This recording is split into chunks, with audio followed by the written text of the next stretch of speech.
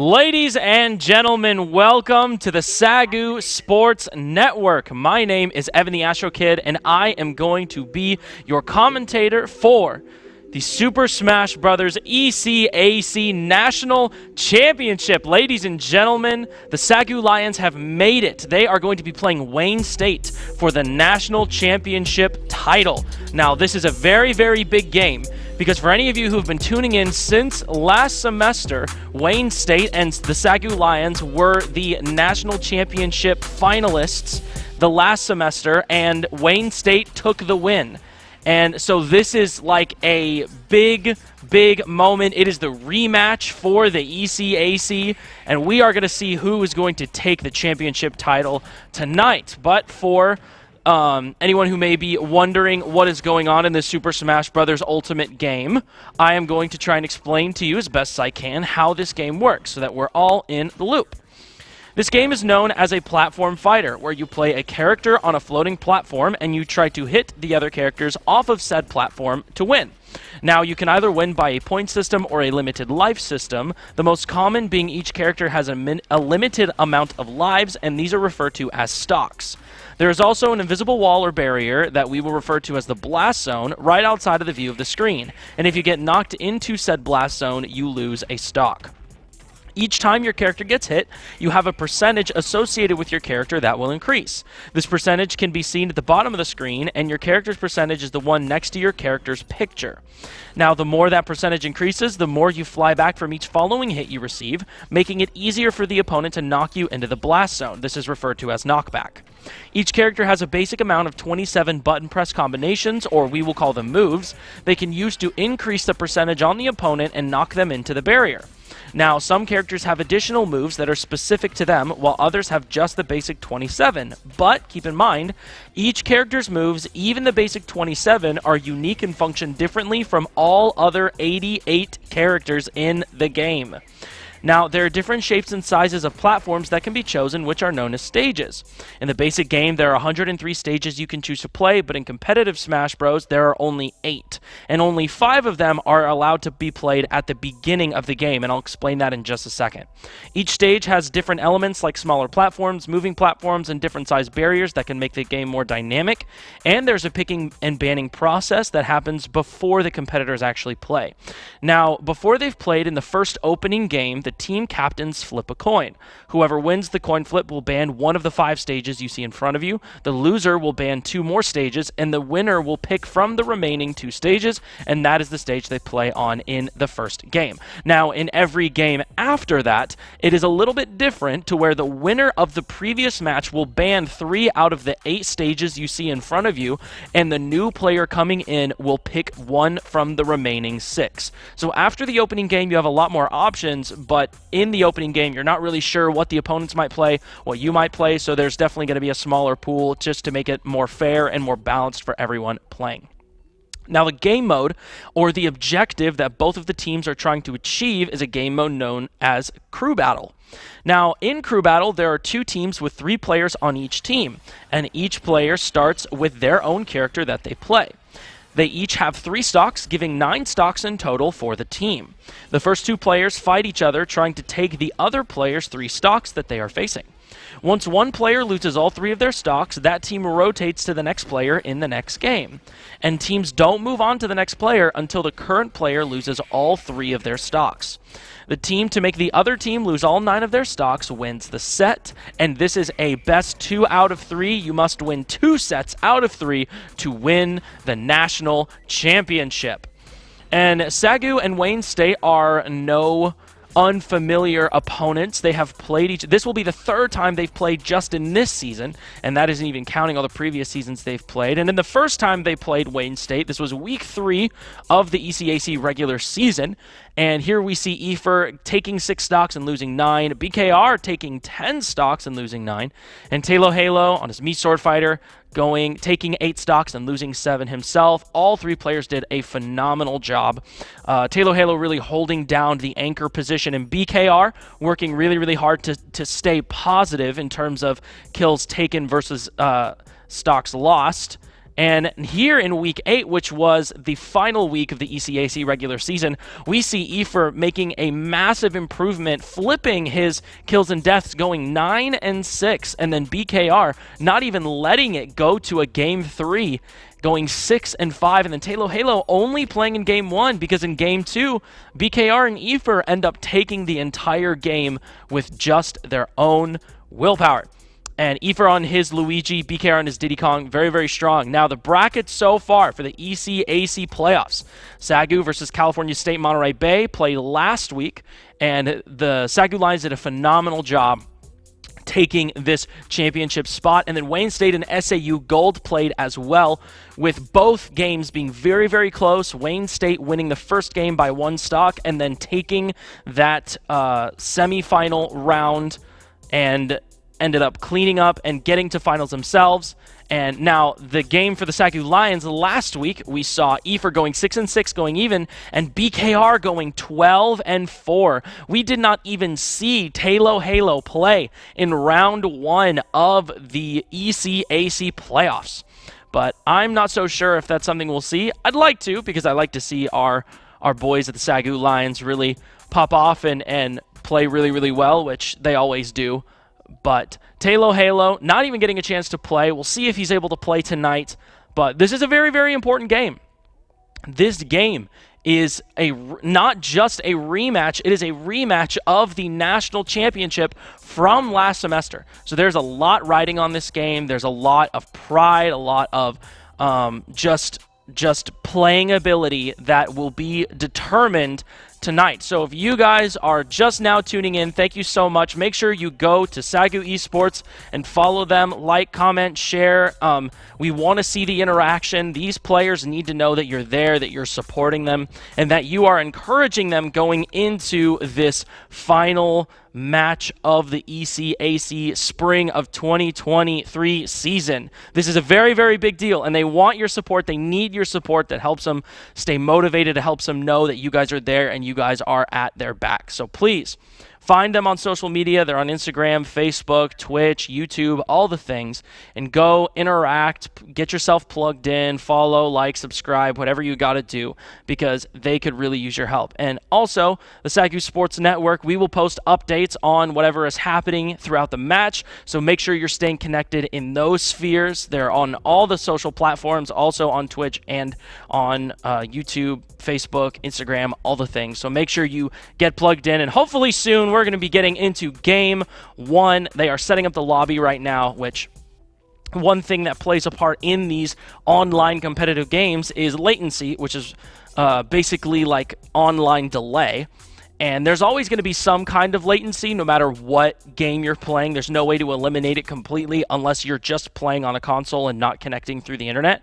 But since we do have to connect through the internet, there will always be a little bit of latency. But before the game, what they'll do is they'll go into a game and just check to see how much latency there is or how laggy it is.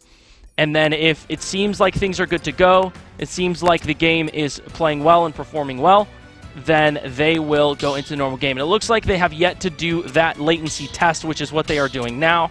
And they're setting up the different elements of this game. Now, one aspect of this game that is very important is this idea of phases. A lot of times you, as a player, will be in a aggressive, advantageous state, an advantageous phase. And then other times it will be a very neutral phase where not a whole lot is happening. And then other times it'll be a very disadvantageous phase. And when you are in advantage, that is very good. It means you are getting, your moves are connecting onto the opponent, you're increasing their percentage, and you are therein dealing damage and making it easier for you to knock them into the blast zone. When you are in a disadvantageous state, it means you are getting a hit. You are the recipient of these moves, and you are being negatively affected by this. And then once we get to neutral state, that is a very much just seeing what the opponent is doing. There's not a whole lot of aggression. There's not a whole lot of actually connecting things. When you're in neutral, you're mostly trying to land what is known as your combo starters or play towards your win conditions, and setting yourself up to be in advantage without fully exposing yourself to be in disadvantage as well. And it looks like there is no latency or lag, and thus the test for latency was a success. This lobby seems to be good, and everything is connected as it should be. As far as I remember, we haven't had very many, if any, latency problems with Wayne State. So this should be a good match. Now, starting for the SAGU Lions, we have Efer, and he plays Luigi. Luigi is a very interesting character. Luigi has very strong win conditions that revolve around a handful of moves. And in the earlier percentages, when the opponent is not super high in percentage, so when you hit them, they don't fly back super far, he is trying to go for his plunger, which is a grab. It's his combo starter. And it looks like Wayne State is going to start with their Banjo and Kazooie. Now, in Week 8, we saw Efer's Luigi doing very well against Banjo and Kazooie. Ended up taking 3 stocks against them, and we will see if he is able to recreate it tonight. And we are hopping into Game 1 of the ECAC National Championship. This is a big game, and right now it looks like both players are playing pretty neutral. Banjo-Kazooie getting some good stage control here and having more of the stage available to them and using a lot of these projectiles. Banjo-Kazooie has these bombs that they can throw out, which deal a good amount of damage. They also have these eggs that they can shoot out, which the eggs can combo into themselves, which means you can shoot out multiple eggs, and a lot of times they will all connect even though you're just doing the same move over and over again, which is very good for a lot of characters, especially for Banjo-Kazooie, where most of your gameplay is just slowly racking up damage over time. And then once they get to a high enough percent, you're looking to see if you can hit them with Wonder Wing, which is that glowing dash attack. It does lots of damage. It's very hard to avoid if you don't know it's coming. And it looks like Efer's kind of getting pushed out of the ring here, but trying to hold his own as best he can. And this Banjo-Kazooie's not really giving Efer a chance to get any kind of legitimate ground here. Banjo-Kazooie continuing to keep the stage control. Oh, and not able to get the stock. Goes for the Wonder Wing. It doesn't connect. And Efer staying alive at 148%. That's very... Oh, and Efer going for the up B, and it doesn't connect. If that had connected, that definitely would have been a stock. But both of them still have yet to take a stock here in this Game 1, and Banjo-Kazooie reading that method of recovering on stage, that being a rolling get-up, going for the up smash and taking the stock. Now Efer being at a disadvantage here, but don't count him out. Just because Efer's at a disadvantage doesn't mean he's out of the game. And this is what we saw the last time the SAGU Lions played Wayne State. Efer being down 2 whole stocks, and he brought it back and ended up winning that game when being in a total deficit. So we'll see if he's able to do that in this game as well, but Banjo-Kazooie putting on a lot of damage here. And once again, getting that up smash after the rolling get-up attack, or the rolling recovery. Getting back on a stage. Efer doing a good job at avoiding the Wonder Wing.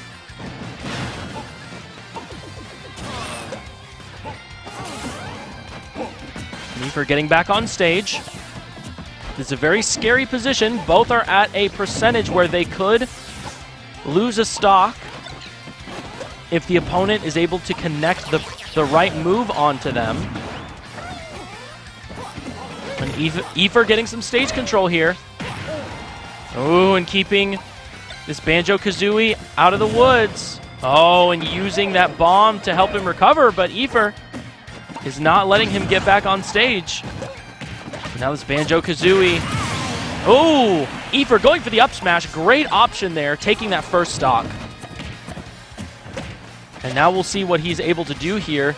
Efer is at 135%. That's not going to take the stock. And he ends up recovering. Luigi actually has a pretty solid recovery to get back onto the stage. And at 160%, a lot of things could kill him here. Oh, and the up tilt. A really strong option for Banjo-Kazooie. And Eifer now down a whole stock. He's got one stock left. And we'll see if Eifer can pull out one of those 0 to death combos. But this Banjo going for 2 Wonder Wings. Wow, great job by the Banjo-Kazooie to take that game 1, only losing a stock. And unfortunately, that means Eifer only got one of his own in this game 1. And now BKR has got a lot of work ahead of him. Now, optimally, you would want to see BKR getting 5 stocks, because then that would put Halo in a position to go into his game not being at a deficit. But these Wayne State players are no joke. There's a reason they won the national championship last semester. They are very, very good players, very strong competitors. And last season, my apologies. But wow, that double Wonder Wing was so well played. Honestly, I was not seeing that coming, so that was such a elevated strategy there to use 2 Wonder Wings in a row, because the cool thing about Wonder Wing is because you travel so far, you're usually relatively safe even if you miss it. And there is a lot of end lag where there's like a delay after you do it where you can't do much. But it's not a lot. It's not a crazy amount, and so you can do 2 Wonder Wings back-to-back pretty quickly. But next up for the SAGU Lions, we have BKR, the resident Diddy Kong player, the middleman, and we'll see what he's able to do in this game. He's deciding which stage he wants to go to, and it looks like he's deciding, okay, and he's going to go for Smashville. The thing about Smashville is one of the few stages that has a it's very skinny. Now, it's still enough to where you still got to hit him pretty hard to kill them, but considering other stages, it is skinnier than others, so it's easier to kill off the sides. So that is going to play a factor in this, which for Diddy Kong, that can be very, very strong, because Diddy Kong has a banana that he can pull out and throw at the opponent to trip them, and then that gives Diddy Kong enough time to run up and get a really strong attack, which will kill sooner on a stage like Smashville. But now we're going to get into the next game of the ECAC National Championship. BKR against the Wayne State Banjo-Kazooie player. I don't know his gamer tag, my apologies. And BKR starting strong, getting some early percent. Not allowing this Banjo-Kazooie to do a lot with their projectiles. Closing the distance as much as possible. And you see there that banana I was talking about, that can be a very, very strong tool for a Diddy Kong player, because it allows them to fight from a distance and have some kind of ranged advantage. And it also is a projectile that can trip the opponent, which is very, very, very strong.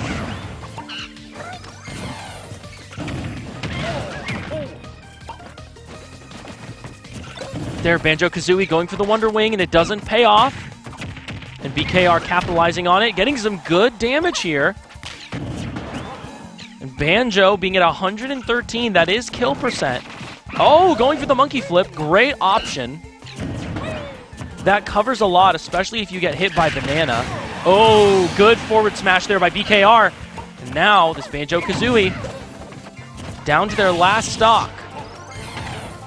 Oh, but they get the Wonder Wing. Wow, great kill by Banjo there to at least get something out of this match. So keeping Wayne State in some kind of a lead here.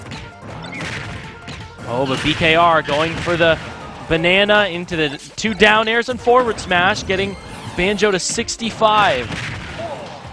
But going for the banana into the forward smash, and now this Banjo-Kazooie is at kill percent. This is very dangerous. Ooh, and monkey flip being such a strong move. Oh, and using the banana, that might be it. Oh, no. Banjo-Kazooie has the Kazooie, which is a bird, and so they can fly. So having a really strong recovery.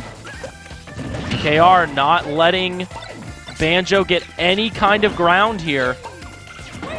Completely zoning them off as much as possible. Oh, and the up smash not going to kill yet.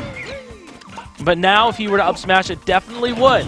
So Banjo-Kazooie is at kill %. And we'll see what BKR can do to capitalize on that. Oh, Banjo-Kazooie opting to go for the Wonder Wing. If that would have connected, that might have killed, but BKR seeing it coming, knowing what to do. And it looks like there's a little bit of lag, which is making this game somewhat difficult. Oh, and the banana tripping, getting the forward smash, and BKR keeping it somewhat close. Wayne State only a stock ahead of the SAGU Lions.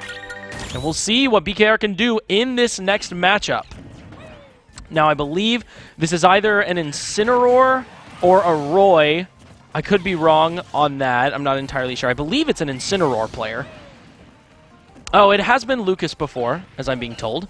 So we'll see what Wayne State wants to opt for in this next game and see that recovery there. Great job by the Banjo to recover even after getting hit by the banana.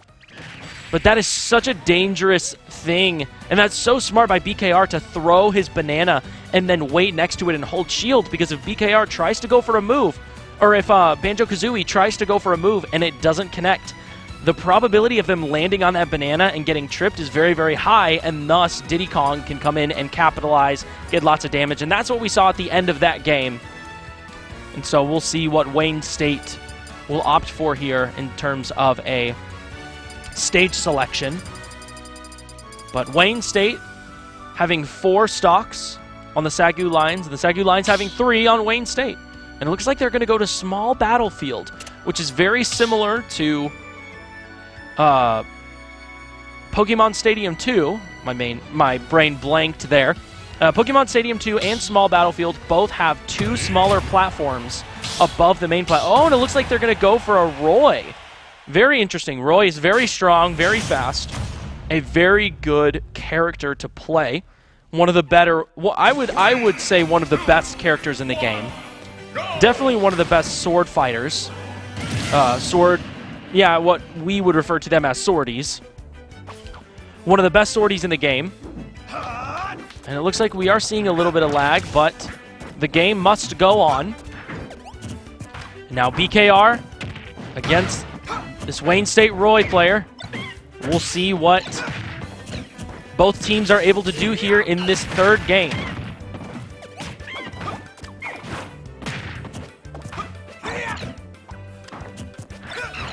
Both players look to be putting on little bits of damage here and there.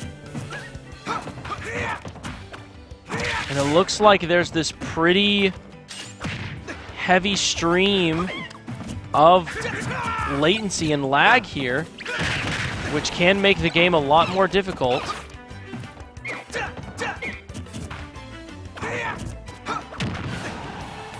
But neither one of these players letting it affect them too much. And BKR getting this Roy off stage, not allowing them to play the way they would like to, keeping them at a distance, using Banana to its fullest potential. But Roy getting stage control, getting hit by the back air attack of Diddy Kong. And now Roy at 150%. That is definitely kill percent. A lot of things will kill the Roy right now if Diddy Kong can connect it. Ooh, going for the up smash and not connecting. Oh, and wanting the grab there. Oh, monkey flip. Being interrupted by a forward tilt, and that forward smash is going to take the stock. And BKR going up a stock on this Wayne State Roy main. Well, Wayne State Roy player. And we'll see what BKR can do. He has now evened up the game. Oh, and the Roy player getting the kill with the side B slash attack. And now Wayne State is 5 up against the SAGU Lions with only 4. And we'll see what BKR can do to maybe offset that disadvantage, getting 50% onto the Roy pretty quickly.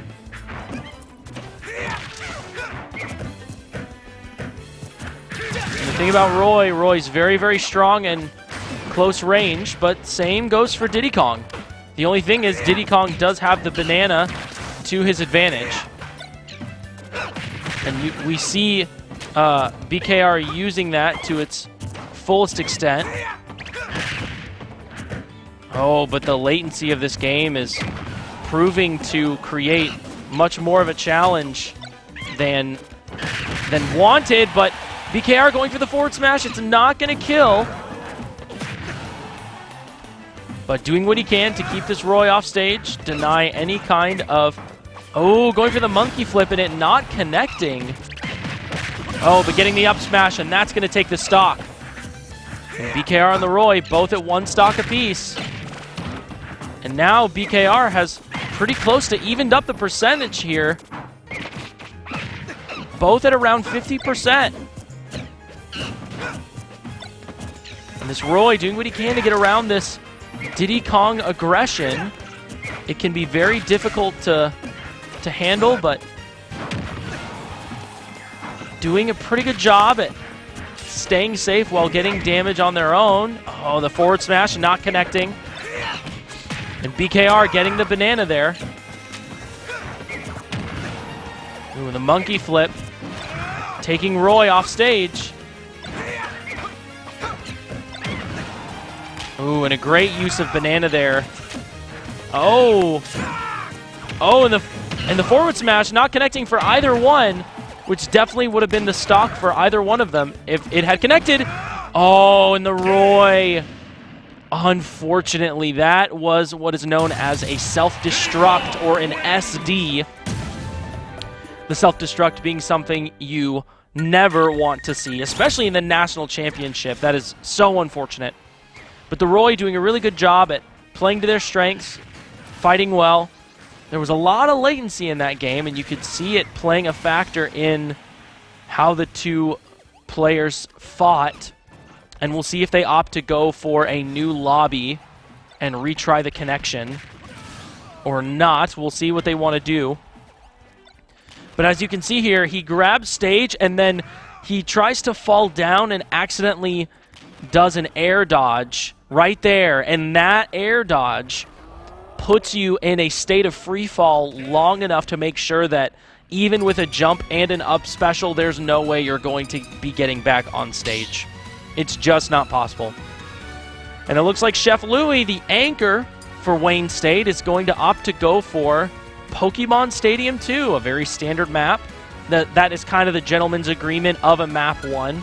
Most players usually just go to Pokemon Stadium 2, naturally. Oh, unless I am mistaken, and they are going to Smashville, which once again is a lot skinnier, so that is a component that will play a piece in this game here. But BKR putting SAGU in their first advantage of Game 1, putting them up a stock over Wayne State. And we'll see what BKR can do against Chef Louis Terry, a very, very strong fighter, very good player. And we'll see what BKR can do here in this next matchup. 3, 2, 1. And it seems like there's still a bit of lag. And we'll see if they opt to play it out or not.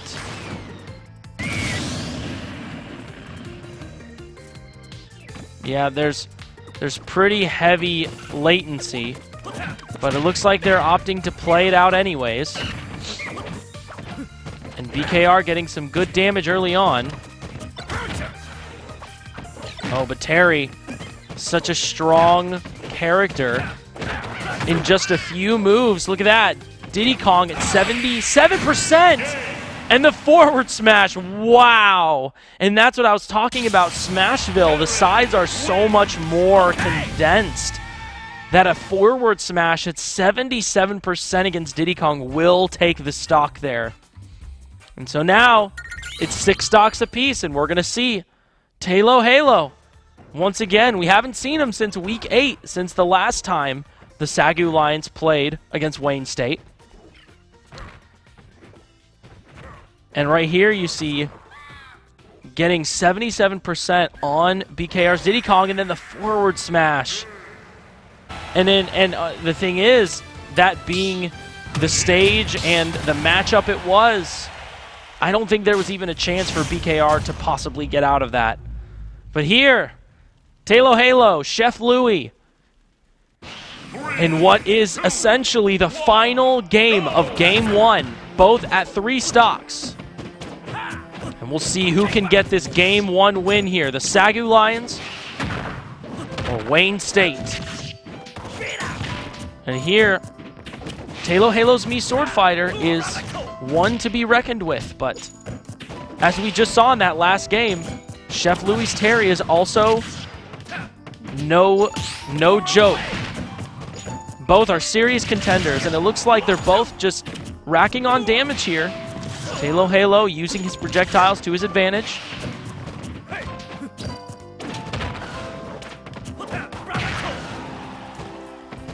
With Chef Louie finding ways to close the gap and get lots of damage here.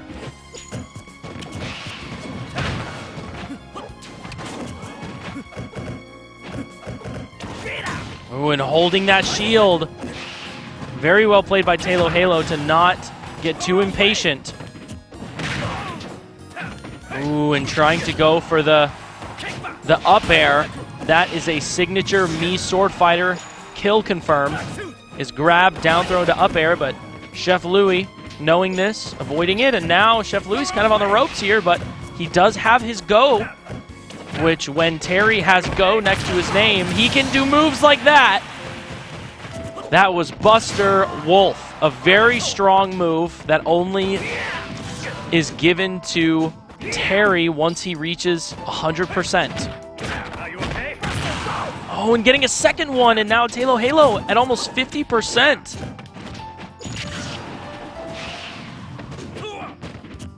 And we'll see what Talo Halo can do here.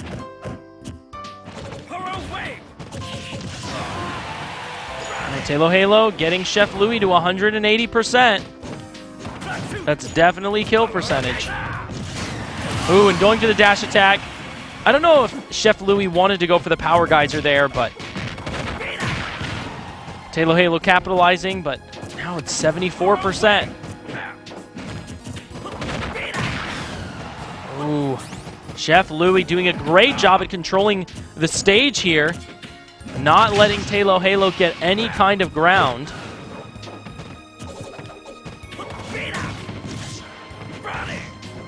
Talo Halo doing what he can to play to his strengths as Mii Sword Fighter, which is a lot of projectiles. Getting the up air. And now Chef Louie at 56%. It is still anyone's game. Both of these players are so good that any deficit can be fought back. Ooh, and opting to go for the grab there. And Talo Halo throwing out his projectiles. And Chef Louie trying to close the distance. Oh, getting the power dunk, and that's going to be the stock on Talo Halo. And now Wayne State is up a stock, but Chef Louie is at kill percent. Oh, and that's it. Oh, he didn't die, but now he has his go, which is very scary. Oh, but Talo Halo getting the up smash, and now it is one stock apiece. Who is going to take this Game 1 of the Super Smash Bros. National Championship?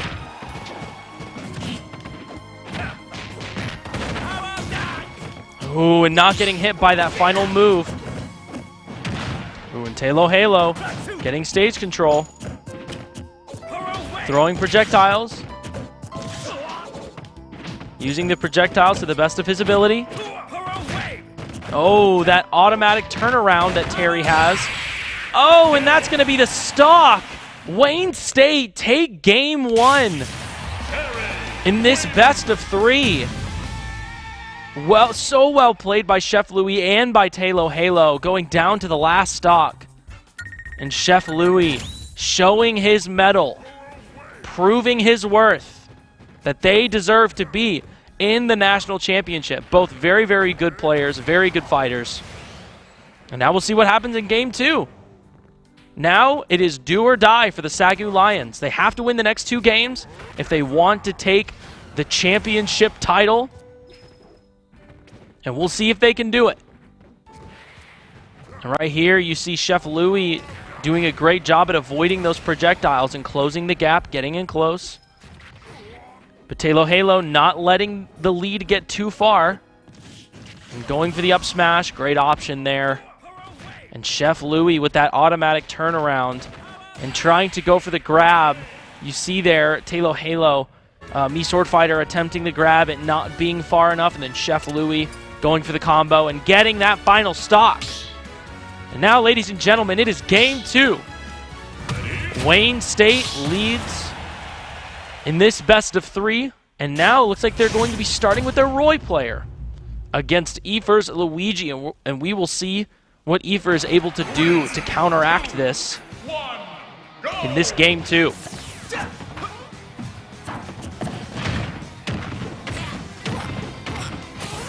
And Efer almost getting the 0 to death there. So incredibly close. Unfortunately, it wasn't able to connect with the up B, but still getting the Roy to 90%. And it's only been 20 seconds. That is so incredibly fast.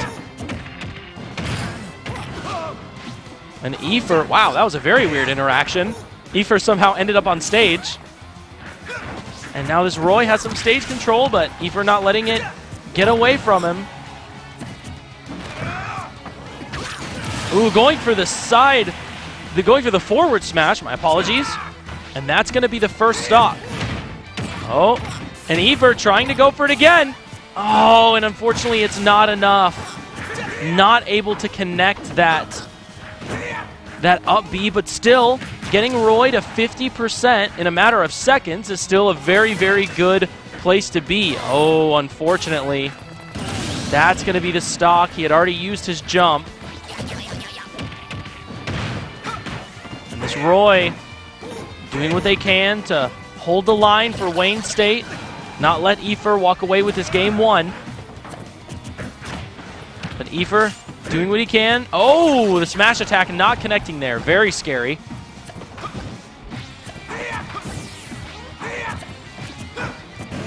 Both players playing very safe, just kind of throwing out moves. And okay, opting to go for the forward smash, and Luigi's Cyclone being very strong. And Efer doing a great job on Luigi here, just keeping the lead. Oh, and getting the forward smash, getting him to 75. And Efer staying on stage. Oh, and plunger not being long enough to grab him from that range. But now the percentage is pretty even.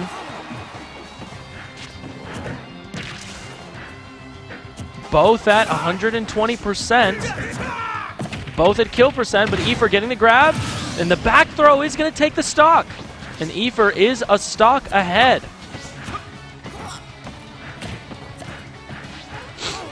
And now we'll see what he's able to do here. Trying to go for the grab. Oh, and unfortunately, because one of the mechanics in this game is known as Rage, where the higher percent you are, the more damage you deal. And that can throw off certain combos because the knockback is different. And so where normally Luigi would be able to go for the 0 to death, and once again, the Roy SDing, so unfortunate. And now the SAGU Lions are going to go into this game 2 with a 2-stock lead.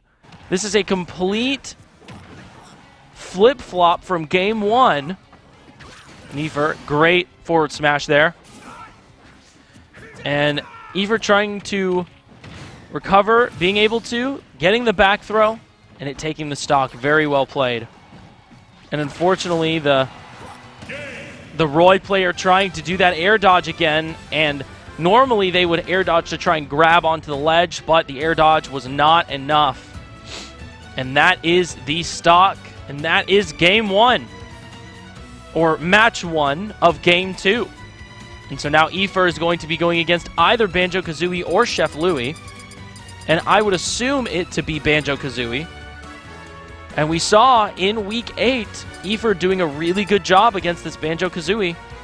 But unfortunately, this last game, game 1, he did not do so well. So we'll see what Efer can do here to maybe turn that around and still take a stock or 2 or 3 on this Banjo-Kazooie to push the lead as much as possible for the SAGU Lions. But Banjo-Kazooie is no joke. We'll see what they are able to do to stop this SAGU Lions lead here. And right now they're going through the picking and banning process of which stage they want. And it looks like they might be going Town and City. Town and City is a very interesting choice. Town and City is, so where Smashville is very skinny, Town and City is very wide but very short, I guess. Where the top blast zone is a lot smaller than other stages.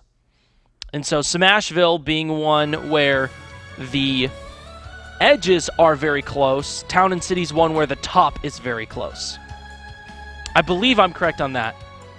But Smashville and Town and City are both very unique stages, and they have different elements that play into how the game is played and completely change the dynamic of the match.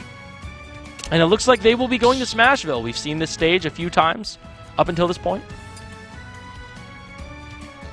And we'll see what Banjo-Kazooie can do against this aggressive Luigi gameplay, and we'll see what Efer can do to keep the lead for the SAGU Lions. But we are going into the second match of Game 2, and we'll see what happens. Both are very good players, a lot of neutral, lots of projectiles. We'll see what happens.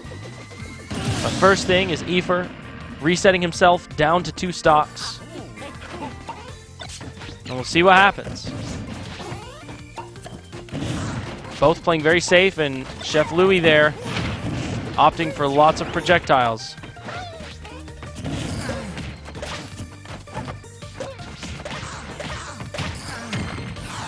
Oh, and that Wonder Wing being very strong.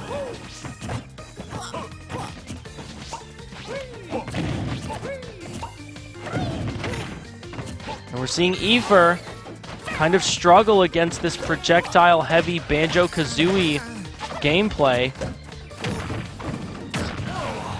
But using Cyclone to its best he can. Getting this Banjo to 50%, but Luigi, Efer now at 110. A very dangerous spot to be in. The up smash is going to kill. And now Efer's down to his last stock.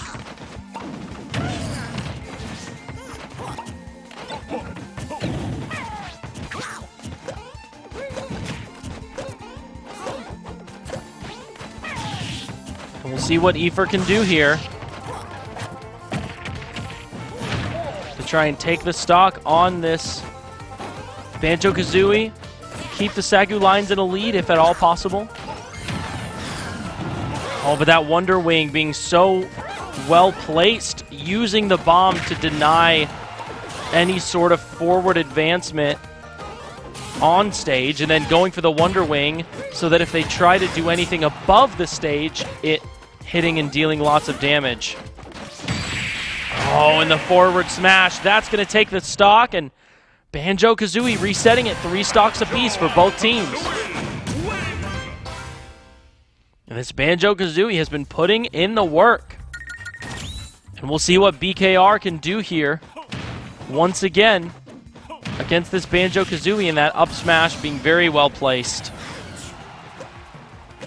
Banjo-Kazooie is a very interesting character. Lots of projectiles, but lots of moves that do a lot of damage and are pretty quick if you can hit them up close. But BKR with his Diddy Kong, very strong, very aggressive.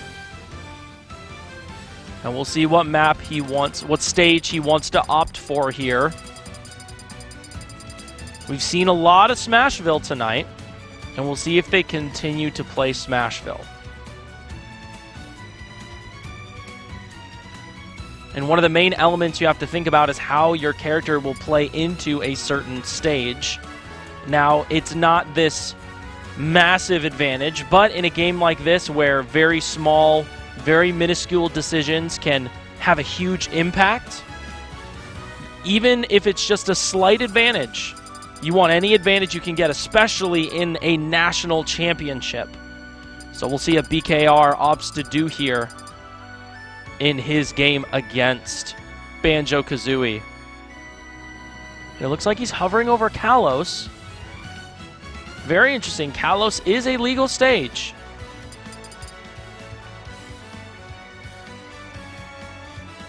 But now transitioning over to Pokemon Stadium 2, or PS2 as it is referred to sometimes.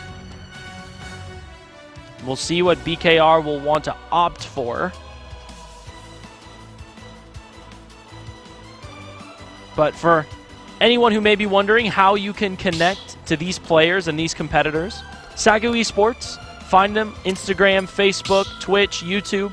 They'd love your support. They'd love to know that you are there, that you care about the success of these players, that you are behind their back and you're supporting them. So if you get a chance, engage, comment, like, share, all the things. That is SAGU Esports. And now we're going to go into this next game. Diddy Kong and Banjo-Kazooie, both SAGU lines in Wayne State at 3 stocks on the other team, 6 stocks of their own. And we'll see what these two players are able to do here.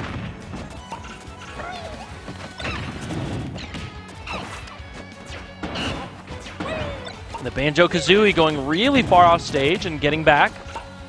As we talked about, Banjo-Kazooie having a really solid recovery.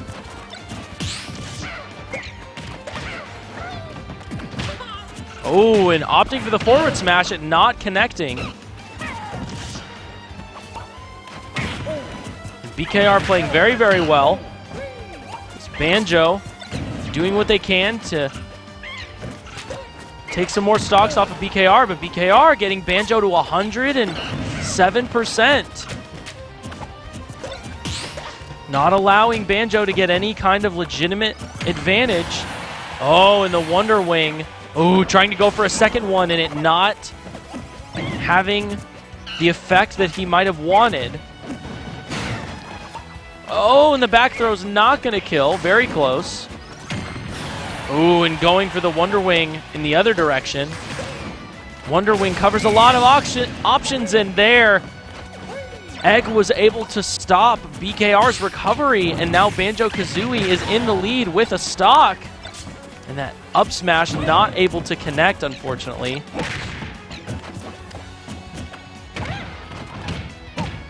And Banjo-Kazooie, ooh, pressing this advantage, reading that option by BKR. Now at 40%. But Banjo-Kazooie's at 150. A lot of things will kill here.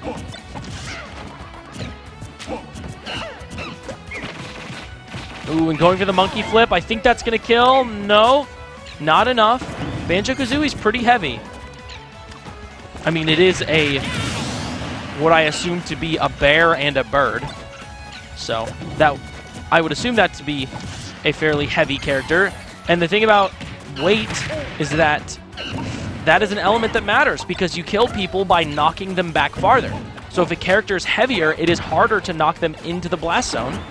And if a character is lighter, it's much easier to knock them into the blast zone. That is why in Game 1, we saw Chef Louie opt for the forward smash against BKR's Diddy Kong. And even though BKR was only at 77%, it still was able to kill him because Diddy Kong is a fairly light character. And so there's lots of different elements that play into how this game works. Oh, and BKR, a great parry off of the Wonder Wing there, going for the forward smash, taking the stock, and now BKR is up a whole stock on this Banjo-Kazooie. Oh, and pressing the advantage as much as possible. Banjo-Kazooie not letting BKR run away with it. And using the banana very well, going for the down air, very interesting. Oh, and stopping the Wonder Wing before it can go off. Very well played by BKR, not letting Banjo get any kind of lead here. And the forward smash wasn't enough, and the back throw is what's going to take it. So now BKR down to his last stock, but Banjo-Kazooie is at kill percentage. So a lot of things will kill Banjo-Kazooie here.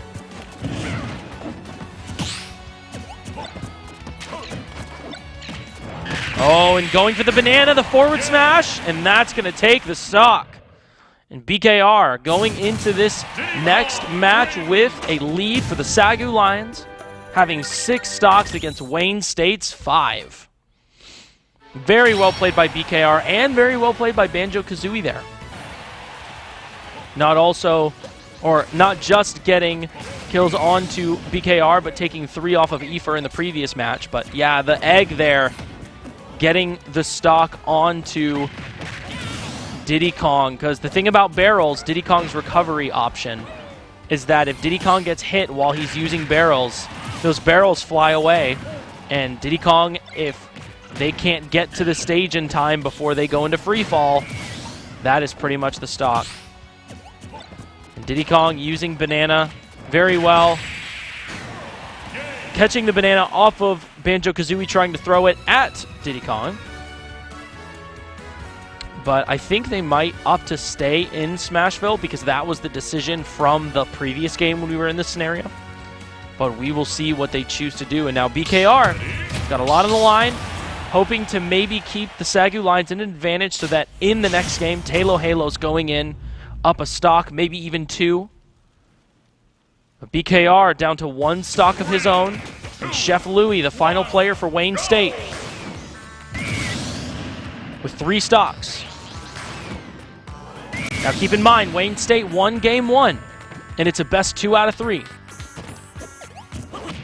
So Chef Louie has got to take 4 stocks if they want to win the national championship right here, right now. And the SAGU Lions have to take the 3 remaining stocks off of Chef Louie if they want to stay in the running for this championship.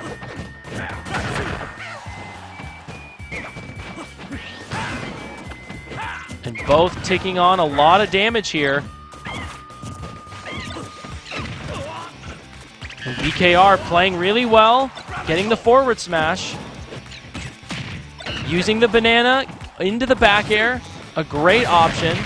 Oh, and trying to go for the back air, and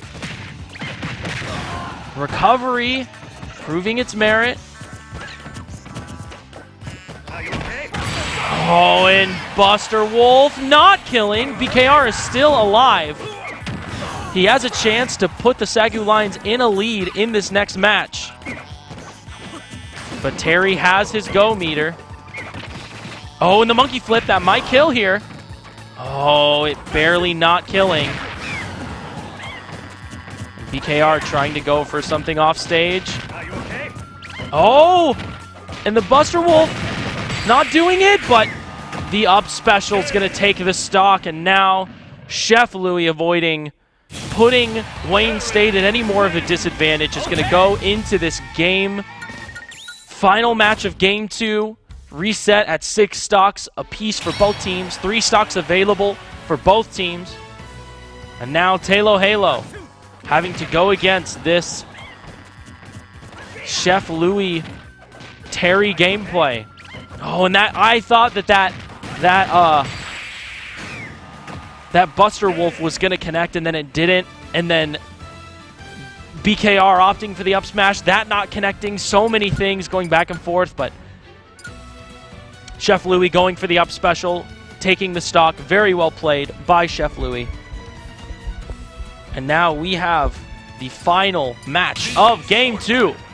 With Halo and his Mii Sword Fighter against Chef Louie and his Terry. And right here, this is do or die for the SAGU Lions. Halo's got to take the next 3 stocks if they want to stay in the game here. And you can see it on his face, the determination, the energy. He's ready to go. He's ready to play. And we'll see what Chef Louie wanting to walk away with another national championship. We'll see who will be able to take this Game 2. Oh, my apologies. So this whole time I've been saying it's a best of 3, but because it is the national championship, this is a best of 5, meaning that one of these teams has to win 3 games, not 2. So this is not do or die for the SAGU Lions, but they are at a disadvantage, and if they lose this game, then it will be a do or die scenario. So Halo trying to prevent that at all costs. We'll see what happens in this final match of Game 2 and the ECAC Super Smash Brothers National Championship.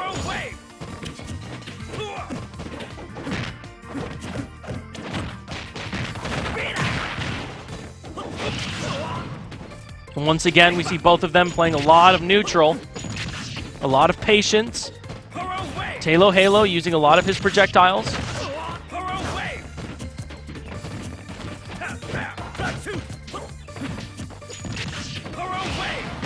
Talo Halo doing what he can to keep the distance, but Chef Louis trying to approach as best as possible. Ooh, and that shield getting very, very small. The thing about shields in this game is the more your shield gets hit, which is that little glowing bubble that pops up every now and then above the characters, that is your shield. And when you are shielding, you do not take damage, you don't get knocked back, but the more you get hit by moves, as you saw there, your shield gets smaller.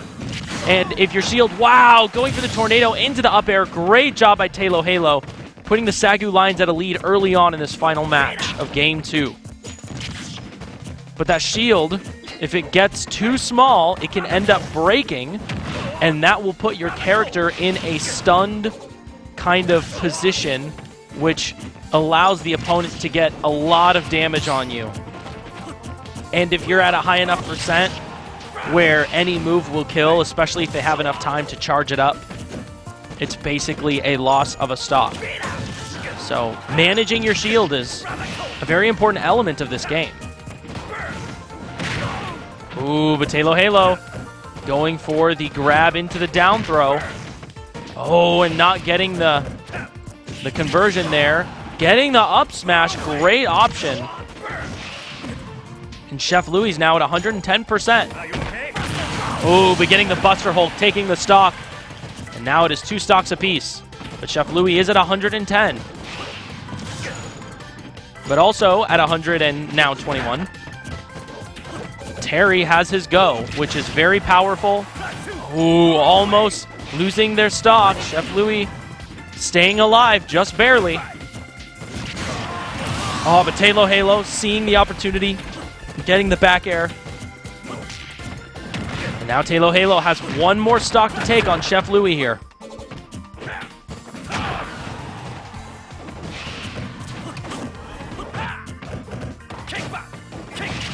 Both playing very safe, playing very patient.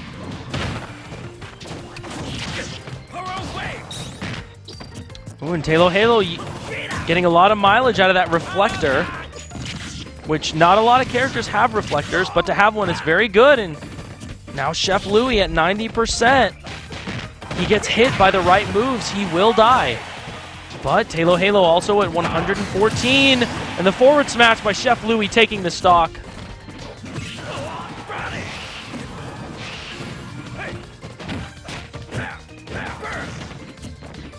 Oh, and Talo Halo waiting for the grab. Oh, and it's not gonna kill.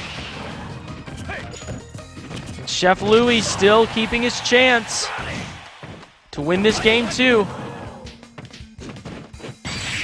Oh, and Talo Halo getting the forward tilt, and that is going to be the Game 2 win for the SAGU Lions. And now the SAGU Lions have to win the next 2 games. If they want to take this national championship, it is 1-1 apiece. Whoever can win 2 more games will take the ECAC Season National Championship. But both players playing very, very well. That Buster Hulk so well placed. And Talo Halo seeing these options here. Reading the situation, playing accordingly, getting a great back air. And Talo Halo not able to keep both of his stocks. Chef Louis taking it with a forward smash, but Talo Halo right here getting that forward tilt. Forward tilt's very strong, especially once you get to around 130, 140%. Very well played by both players. Both teams are giving it everything they have. And we'll see what stage they decide to go to here. Once again, at the start of the game, they have the coin flip process where the 2 team captains will flip a coin. The winner will ban one of the starting 5 stages. Then the loser of the coin flip will ban 2 more, and then the winner of the coin flip will pick the stage from the remaining 2. And it seems like they have opted to go to PlayStation. I figured that was going to happen at some point. Pokemon Stadium 2. And that is a pretty standard stage. A pretty neutral positioning. It's got the 2 platforms. And the one thing about the stage, though, is it is one of the few stages that is the most susceptible to what is known as pineappling. Now, to get pineappled is a reference to an earlier Smash Brothers game known as Super Smash Brothers Melee. And to get pineappled is to get caught on the stage so you can't fully recover, which can be very, very dangerous. But here we see Wayne State opting for the Banjo-Kazooie. And Efer getting a really strong start here on the Luigi. Getting this Banjo-Kazooie to 75%.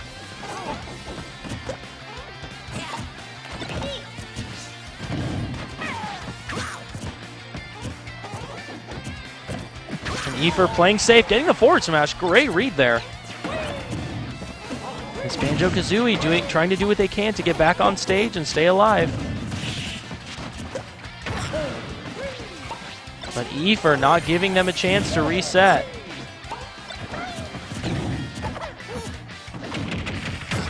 Ooh, and going to the Cyclone.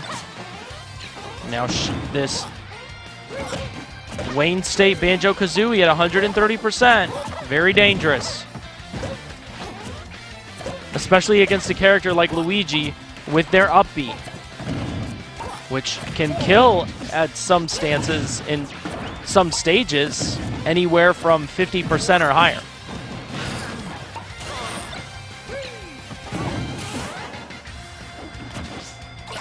But this Banjo-Kazooie not going down without a fight, but Efer finding the opening, getting that dash attack, and now being a whole stock ahead and only 50% on himself. And you see him there fishing for plunger.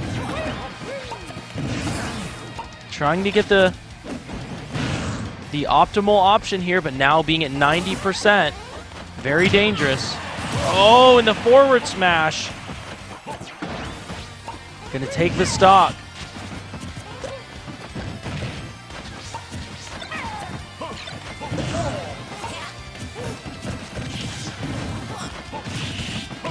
This Banjo-Kazooie using these projectiles to great effect.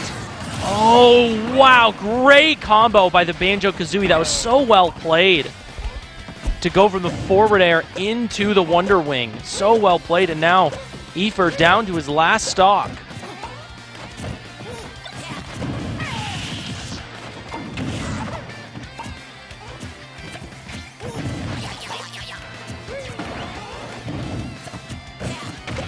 Both players spacing out pretty well. Trying to get any kind of edge on the opponent. Banjo-Kazooie reading that rolling option. Ooh, Efer capitalizing on that grenade placement.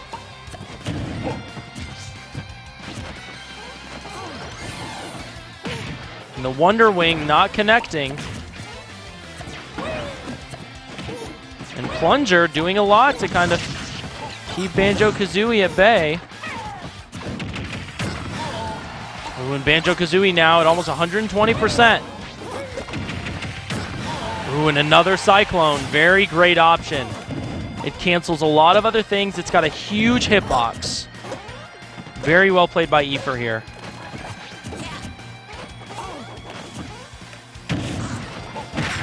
Oh, but these projectiles are proving their worth from this Banjo-Kazooie.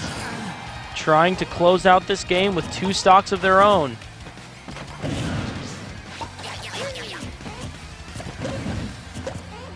But Efer hoping to gain some advantage.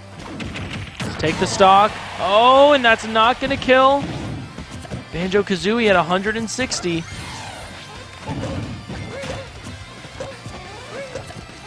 Now we're seeing those projectiles being thrown out. Oh, and the up tilt. Efer landing on stage. Landing on the platform there. And the up tilt is going to take it. And the Banjo-Kazooie being quite the menace putting Wayne State in a 2-stock advantage. There, Efer getting the dash attack. The Banjo-Kazooie not letting the SAGU Lions get any kind of legitimate lead in this Game 3. And right now, the series is tied 1-1. Great read there by the Banjo-Kazooie to go for that up tilt. Up tilt is very fast and very strong. The thing about up tilt is it's very precise. You have to basically be right where his foot is. And so you have to hit it dead on. Banjo-Kazooie reading that situation, finding a placement, and putting Wayne State up 2 stocks on the SAGU Lions.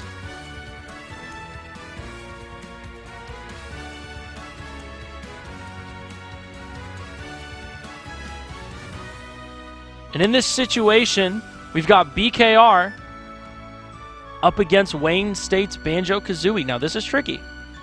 Because Banjo-Kazooie has so many options, they can create limited options through how they place their projectiles. Because you have grenade. And what you can do is you can throw a grenade out on the ground and let it bounce in front of you. And then you can shoot eggs above grenade, basically eliminating any option except either shielding or jumping above both projectiles, which then the Diddy Kong is now above the Banjo, which limits the Diddy Kong's options even further. So I think finding ways to get through that wall of projectiles is very important, which one move that comes to mind is maybe Monkey Flip. I think that's a very strong option. Also, using Banana as a projectile of their own. You can stop the projectiles of the Banjo-Kazooie with Banana, even if you don't connect it onto the Banjo-Kazooie. Just to be using it in a way to prevent them from using their projectiles can be very, very, very effective. But we'll see what... Oh, Hollow Bastion. Very interesting. This is a stage that we see BKR on a lot, especially when practicing. Very familiar with the mechanics of this stage. It's the first time we've seen it in quite a while, but in Hollow Bastion, there is a single platform above the middle of the stage, and it's very, very wide, very deep. And so you've really got to land your kills. And here we will see Banjo-Kazooie going down to 2 stocks, with Wayne State up 3 on SAGU Lions 1. We'll see what BKR can do here in this matchup.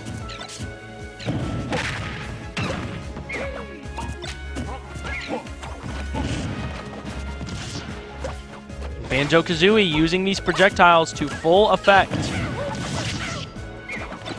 denying a lot of this Diddy Kong momentum.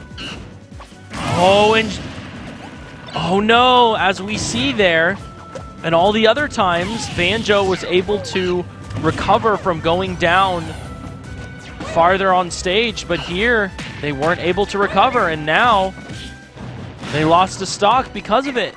And now they are down to their final stock, BKR, with 3 of his. Ooh, and the Wonder Wing not connecting.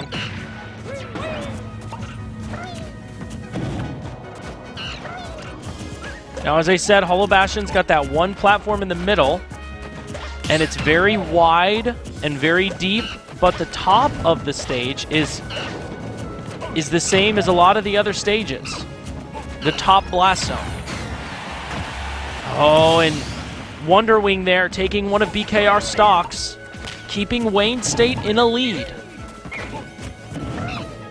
which is very optimal for the Banjo-Kazooie to do.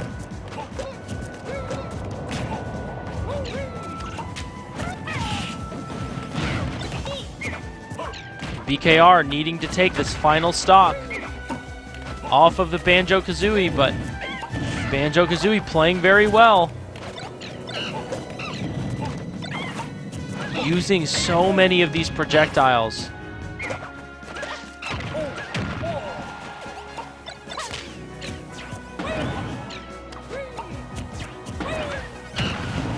Ooh, and BKR reading that situation there.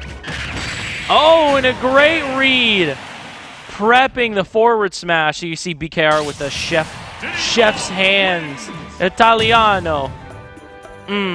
Optimal. Very well played by BKR there. I know our production head, James Lex, who is very much Italian, is upset at me for that.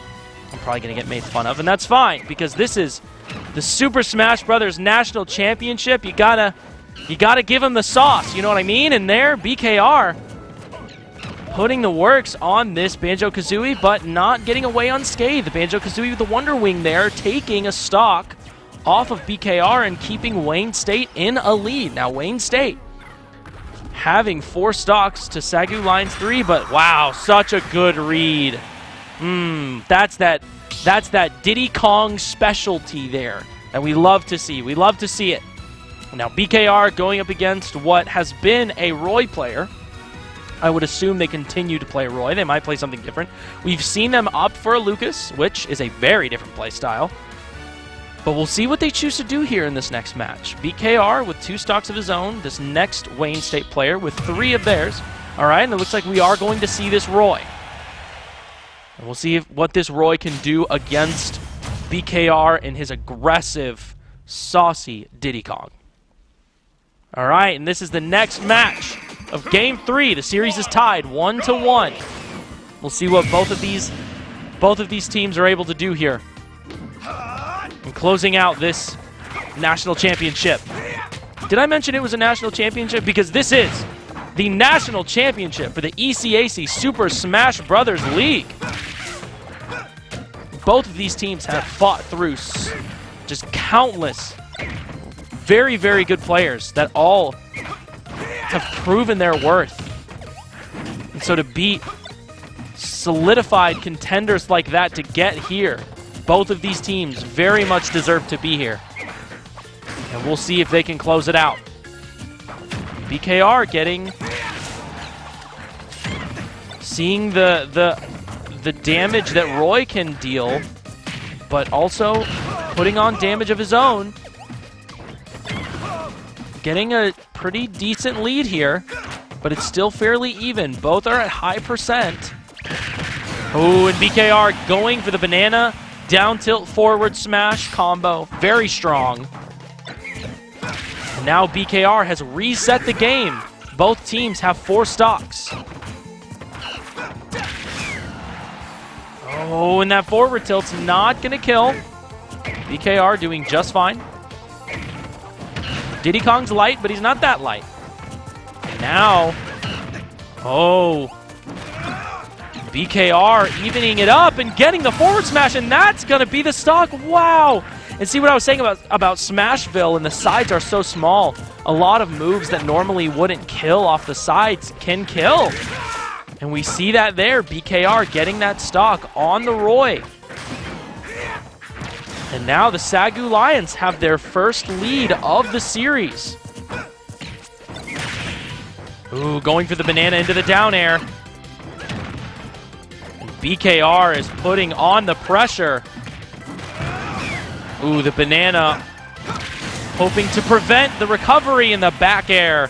So strong. Roy's back air is one of his best kill confirms, considering how fast it is and how strong it is. It's very, very fast. I think it's frame 6 or 7, and that is based off of this game running off of 30 frames a second. So 7 frames is less than a third of a second. Very, very fast. And also it kills, but it's not going to be enough. BKR with his Diddy Kong using that banana effectively. And now the SAGU Lines are going to go up with a stock lead, having 6 against Wayne State's 5. Very well played by BKR. And here we see a lot of this laid-back, patient gameplay. And here, this is the stock I was talking about with banana being a 76% and it killing. I think that was BKR getting payback for what Chef Louis did to him. Now, ultimately, you'd want to see that on Chef Louis, considering how terrifying he is on his... Some would call him terrifying. I thought that was pretty good. I thought that was great. Content, ladies and gentlemen. But here we have BKR going up against Terry. In this next match, BKR with 1 stock, Terry with the last 3 stocks for Wayne State, being the anchor for this Wayne State Smash Brothers team in this best of 5. And they might go for Smashville again. Smashville is a very common pick. It's a very strong pick. But another great pick. Pokemon Stadium 2. Yes, I was correct. All right, and it seems like they are going to opt for Smashville. Once again, you've got those shorter sides in the blast zone that you have to worry about because it's easier to kill off the sides on this stage. And that is an element that both players will have to keep into account. And here's this next matchup. SAGU Lions, BKR's Diddy Kong against Chef Louie and his Terry. Both very, very good players, very strong competitors.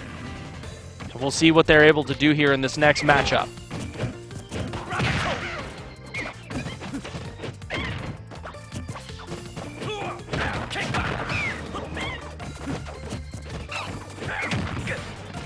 And Chef Louie getting some early percent, but Diddy Kong, BKR not letting Chef Louie run away with it. Playing safe. Using banana effectively. Ooh, very good use of banana there.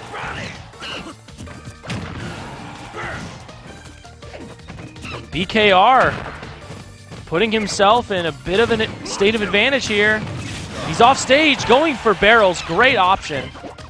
But now Terry has go. Very dangerous. Ooh, monkey flip, a good option in this kind of situation. Depending on where Monkey Flip connects, it can either grab the opponent, which does damage, or it can just hit them, which also does damage. Ooh, and Monkey Flip might kill here. Oh, and it's not going to kill. Ooh, but there goes BKR with the stock he's wanted, putting the SAGU Lions in a lead and keeping the advantage. And unfortunately, that combo is very hard to avoid. It's very, very strong. It's so consistent because that combo starts with Terry's jab, which has a lot of range. It can auto turnaround depending if the enemy's in front of you or behind you. Also, jabs are generally the quickest moves that a character has. So you start the combo off of a really quick move, and all the other hits are pretty close to guaranteed. So, such a strong option by Chef Louie, but BKR getting a stock here. That's exactly what you want to see. That'll put Halo Halo up a stock on Chef Louie in this next game. And we see here he almost kills him, but then he gets the forward smash. So well played by BKR there. But then right here we see Chef Louie, that jab into the power dunk, so incredibly strong. And unfortunately, I didn't see what stage it was. It might be Smashville. Oh, it's Small Battlefield. All right, and here we have Halo Halo against Chef Louie's Terry. Chef Louie down to 2 stocks. This is a great position for the SAGU Lions.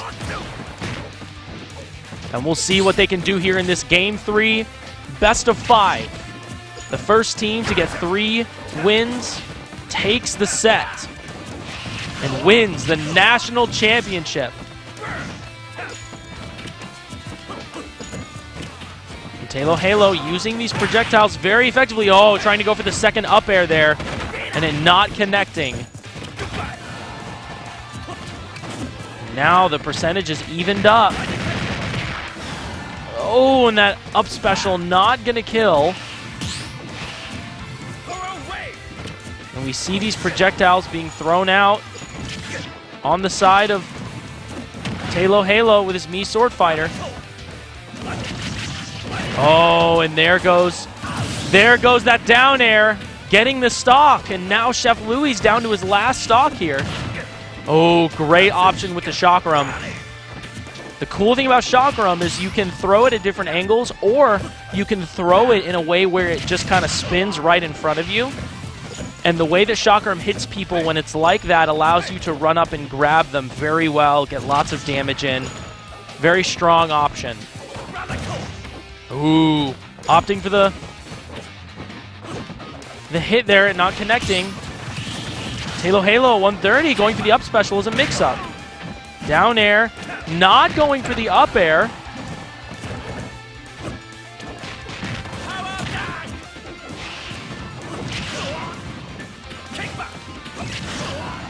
And we see here Taylor Halo creating some space. Oh, and Buster Hulk taking that stock. Such a strong move. And I can't even take a sip of water before Taylor Halo gets the grab into the down air, into the down throw, into the up air, taking the stock. And now the SAGU Lions are up 2-1 on Wayne State. The SAGU Lions, if they can win this next game, they win the ECAC National Championship. And wow, that was such a great stock there by Taylor Halo to use that down air to his advantage. And here we see him playing very patiently, but that Buster Wolf, my apologies. Buster Wolf so strong, and the down air, or down throw into the up air, I keep saying that.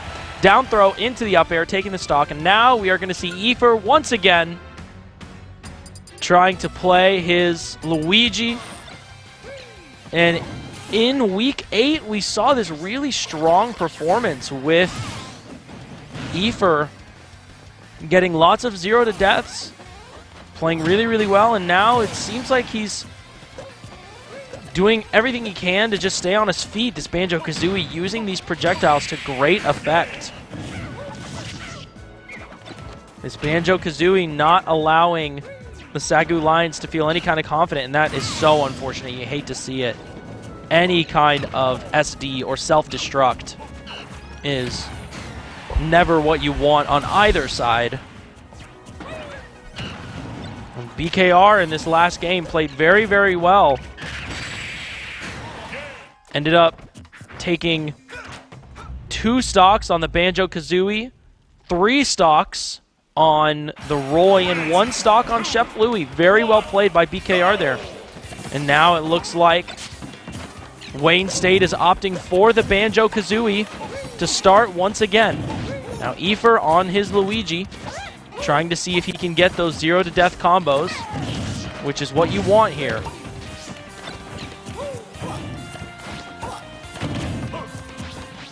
And lots of projectiles are being thrown out. Oh, and going for the Wonder Wing, it not connecting.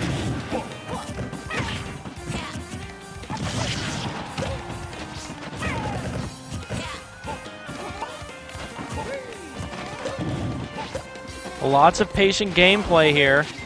This Banjo-Kazooie just throwing out as many projectiles as humanly possible. But Eifer getting some grabs, getting some damage.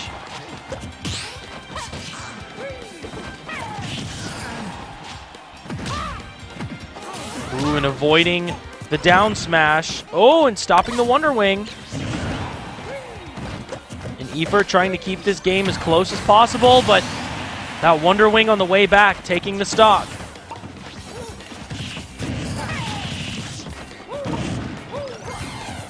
Ooh, and using the Wonder Wing in the opposite direction.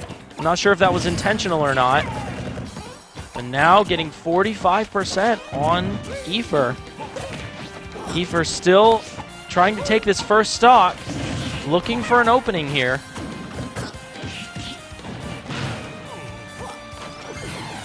Banjo-Kazooie trying to go for the Wonder Wing kill and not able to connect. Oh, but the Wonder Wing once again.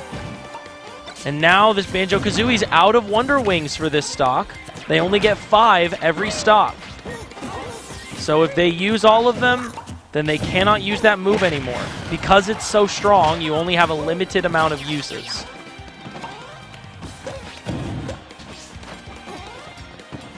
We'll see what Eifer can do here to take the stock off of. Oh, Banjo-Kazooie not dying. Now at 126%. So close. Ooh, opting for the up smash and not connecting. Ooh, and going for Cyclone. Lots of moves being thrown out, and the dash attack is what's going to take it. And now Eifer putting it back to 2 stocks apiece, but that Wonder Wing by Banjo so incredibly strong, and now the This Banjo is up a stock. And Wayne State is now 2 stocks to SAGU Lions 1. And we'll see what Efer can do here. On this Luigi. You see him looking for these grabs, these plungers.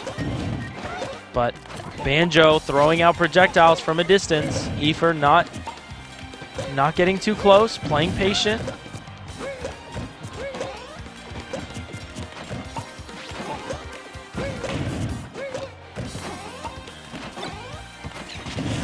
This Banjo not allowing Efer to get close in any kind of legitimate way. Oh, and capitalizing on Efer approaching with the grab.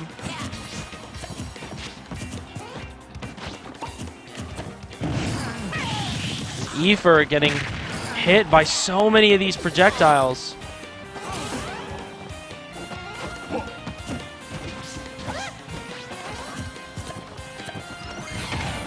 Oh, and the Wonder Wing is going to connect there. Efer at 107%.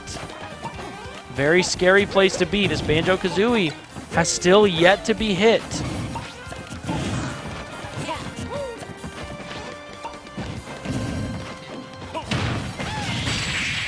Oh, and Banjo-Kazooie getting the down throw into the up smash, and that is going to be match 1. Banjo-Kazooie putting Wayne State up 2 stocks on the SAGU Lions.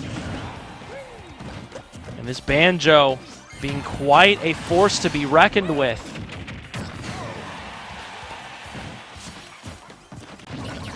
And here we're seeing just Efer having a really difficult time dealing with this Banjo-Kazooie onslaught.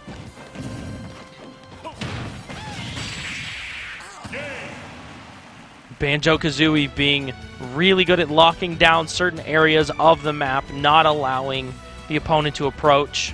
And Efer having a difficult time dealing with that. But now we have BKR coming up for the SAGU Lions.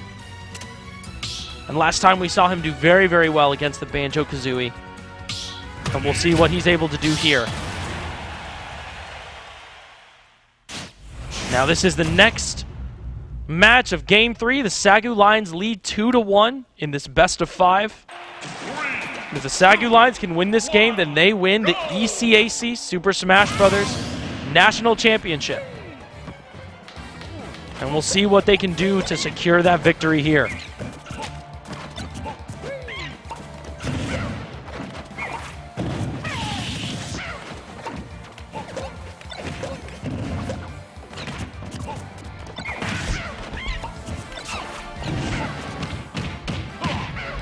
Banjo-Kazooie putting on a lot of percent here early on. But BKR going for the down air, going for the spike and not landing. And that's the thing about Banjo-Kazooie, they just have so many options to deal with any kind of playstyle. They have moves that can shut down any close-range fighters. They have the projectiles. They have the pummels, which is when you bury someone into the or no, pummeling is with a grab. They have the bury, which allows them to put someone in the ground and make them immobilized for a time. But Diddy Kong has banana, has monkey flip, and even to a certain extent has barrels, which can be very strong in the right hands.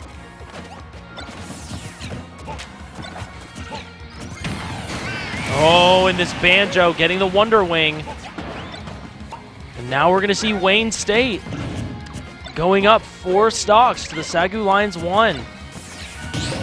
This is the farthest lead, I believe, we've seen Wayne State in so far in this series. We'll see what Diddy Kong can do here. Very interesting interaction. It almost looked like the Wonder Wing hit BKR from behind Banjo.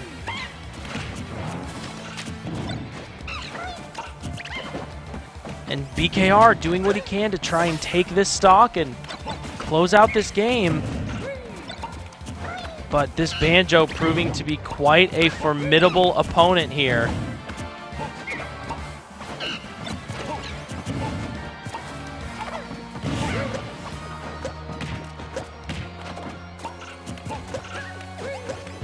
Wow, there's so many projectiles being thrown out from this Banjo-Kazooie here. But BKR getting the up smash. Very well played, and now the SAGU Lions closing the gap as best they can. Having 2 stocks, but the Wonder Wing taking that stock there, and now Wayne State has 5 stocks on the SAGU Lions. Such a great place to be if you're Wayne State. It's Banjo keeping the lead and not allowing the SAGU Lions to get any kind of room here, and these projectiles are just such a force to be reckoned with. But BKR closing the gap, getting in close.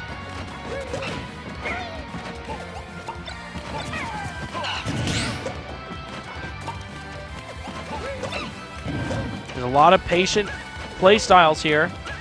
A lot of sitting back, a lot of waiting.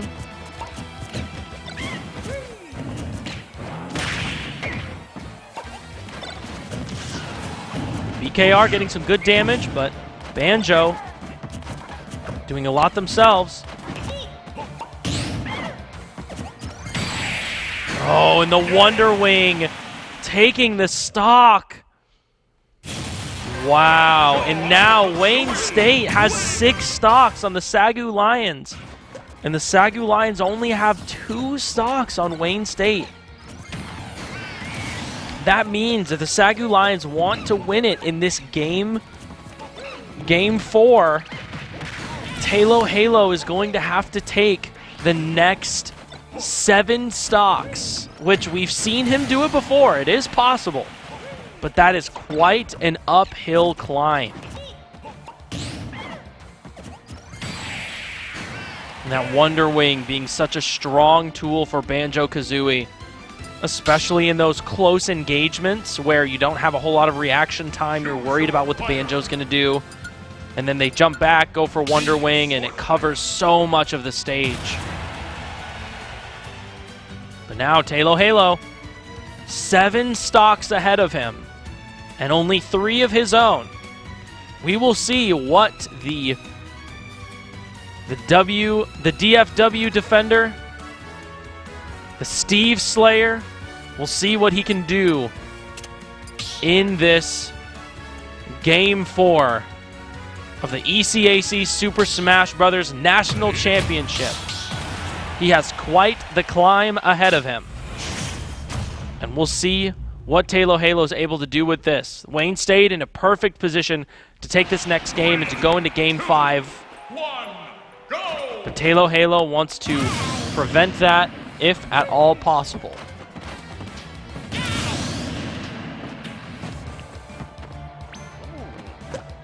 And now, these 2 players begin fighting. Halo starting strong.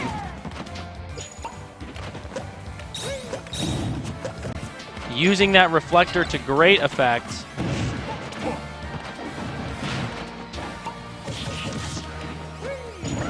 We see Halo feeling very comfortable in this matchup. He has a lot of tools to deal with all these projectiles.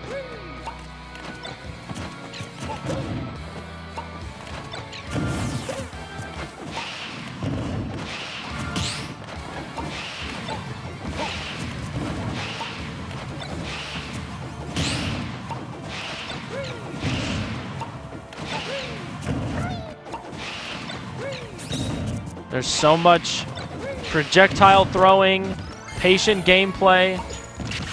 Oh, it looks like the Banjo-Kazooie opted for the Wonder Wing, but they went in the opposite direction. I don't know if that was intentional or not, but Halo capitalizing, getting the Banjo to 100%. This is kill percent. One grab into an up air would do it here. Ooh, but the Wonder Wing being very dangerous.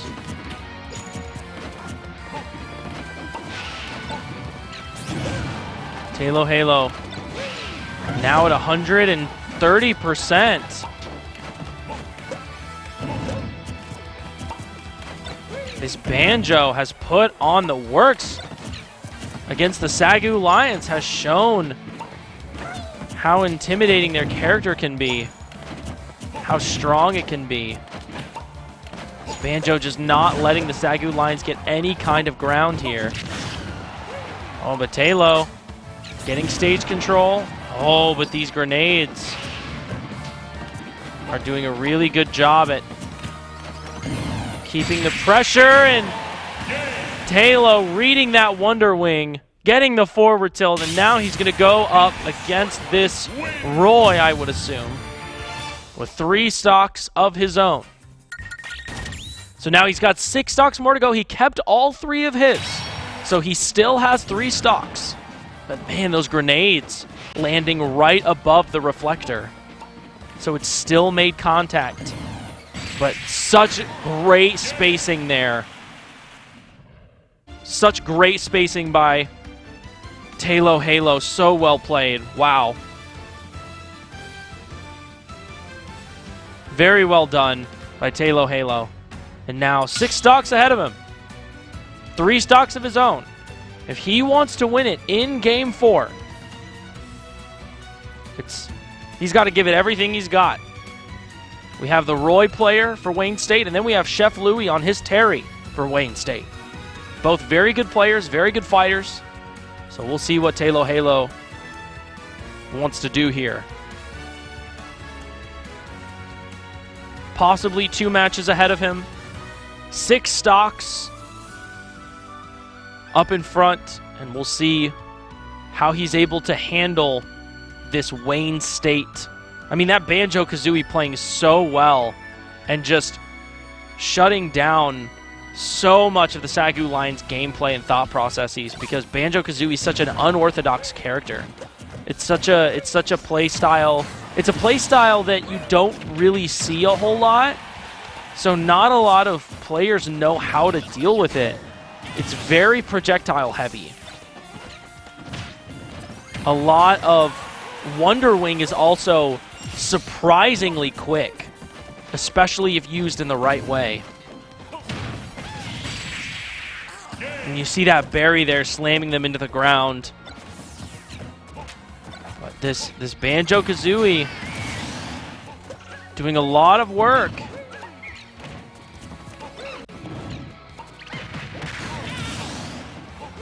And BKR and Aoife are doing what they can to stop this advance. But here, going into this next match, Talo Halo against the Roy for Wayne State. And Roy being another sword fight, another sword character, sword fighter.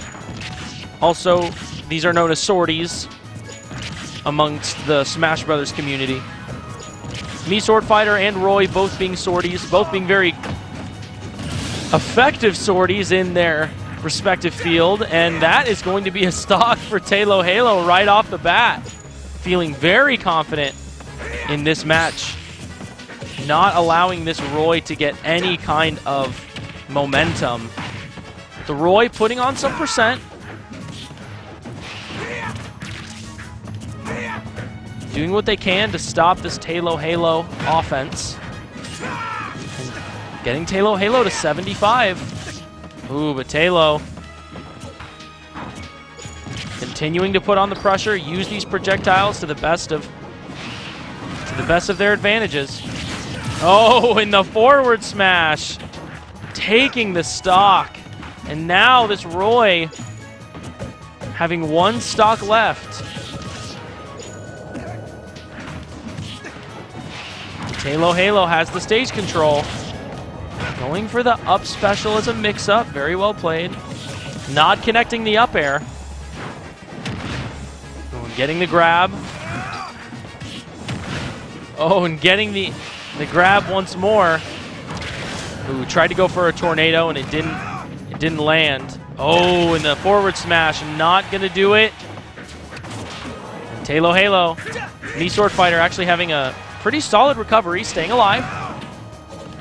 Trying to maybe get a tornado on this Roy. Oh, and the up smash, that's gonna do it. And Talo Halo having just now taken 5 stocks of his own. 4 stocks. My apologies. Wait. Yes? I think I'm right. He needs 7. 4 stocks. Okay. I'm bad at math. 4 stocks of his own so far. Needing 3. Yeah, he needs 7. Right. Okay. Taylor Halo having taken 4 stocks. 1 off the Banjo-Kazooie. 3 off of this Roy just now without losing a single stock of his own. And so now Taylor Halo is able to go up against Chef Louie with all 3 of his stocks. So this is still within the grasp of the SAGU Lions. They can win it in this Game 4.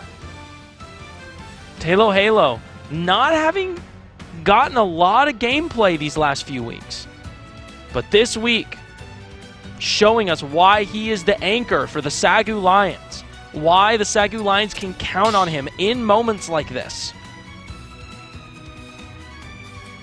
And we are going into the final match of Game 4 of the ECAC National Championship. It's a best of 5. The SAGU Lions are leading 2-1. If Taylor Halo can win this match and take all 3 stocks off of Chef Louie, they win the National Championship right here.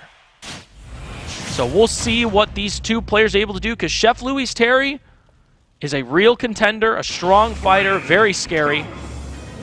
And we'll see what happens in this final match of Game 4.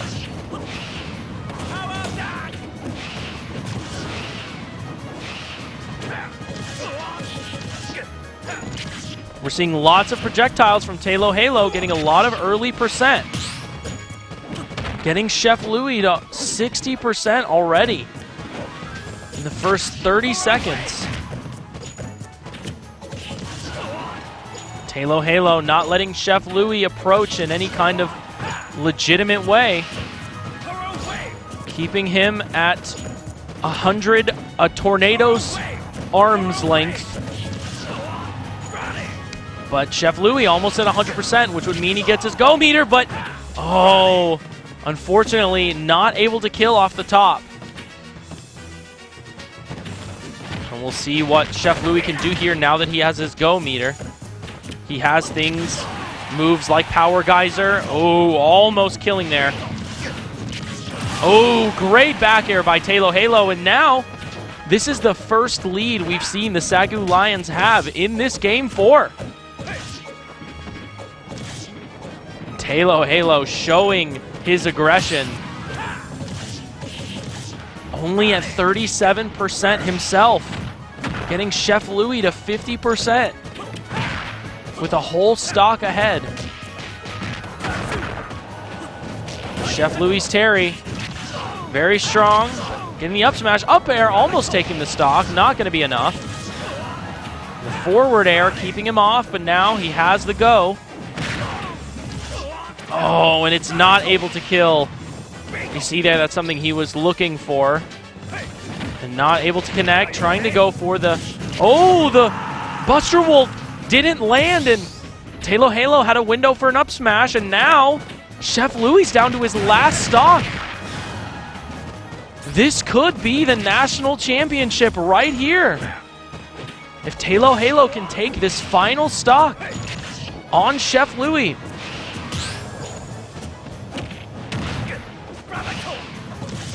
Taylor Halo having stage control.